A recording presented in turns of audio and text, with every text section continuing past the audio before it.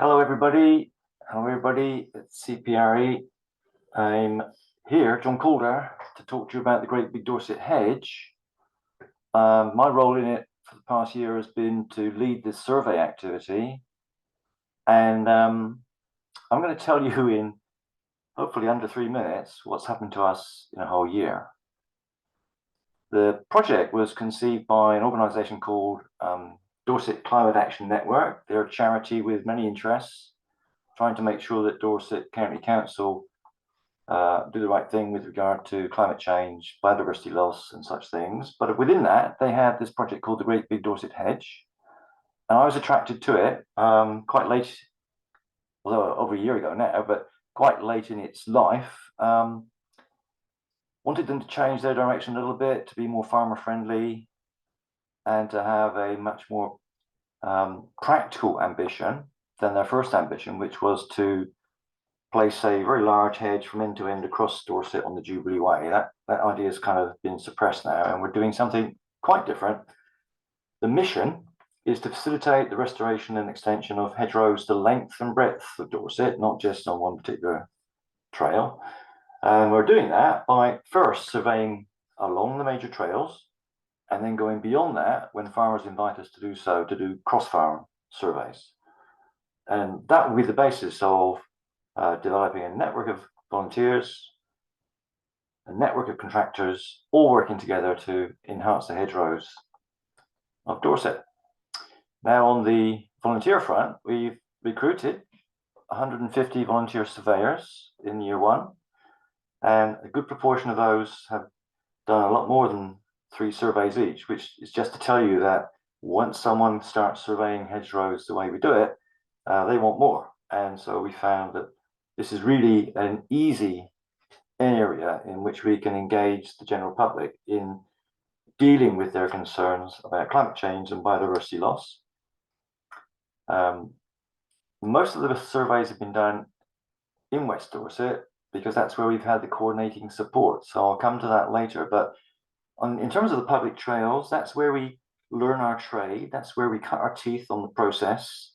And 500 plus hours of volunteer time has gone into undertaking 120 kilometers of hedgerow surveys in year one. And then, increasingly, we found ourselves invited to do across farm surveys, and another 500 hours of volunteer time has gone into that, this time generating 80 kilometers of hedgerows surveyed in this first year, most of that in the last 3 months. And the big difference here is that we've now started with an extensive amount of engagement with landowners. And what I bring to the party is I've been involved with the Sustainable Farming Incentive pilot in its first couple of years as a agreement holder. And I've been involved also with the Hedgerow Practitioners Work Group that helped, or tried to help, DEFRA to define the new scheme. So my bias is towards making it very practical and to enable the farmers to actually join the Sustainable Farming Incentive Scheme. And in August this year, that scheme really starts to roll out. So in West Dorset, at least, we're really ready for it. So 120 kilometers of hedgerows surveyed in year one on the 7 trails, mainly focused on the Jubilee Trail and Wessex Ridgeway. The cross-farm surveys we've done, several, and they've been very successful. I have to admit, we've started with the people whose heads are in the right place already, so they were relatively easy to get permission to do those surveys. What we found was that there is a really good situation in West Dorset where these are the Adams codes. I'll just highlight what they are. And Adams Code 6 is this one here, where there's a nice thick hedge with a canopy reaching right down to the ground. It's not necessarily much bigger than this person here. A hedge that's running up is going to be getting top heavy, losing its habitat at the bottom. And a hedge that's too tightly managed, probably flailed every year, and it's beginning to become very gappy. So the Adams Code system is something you would need to get to know, but you can do that quite quickly, and it works.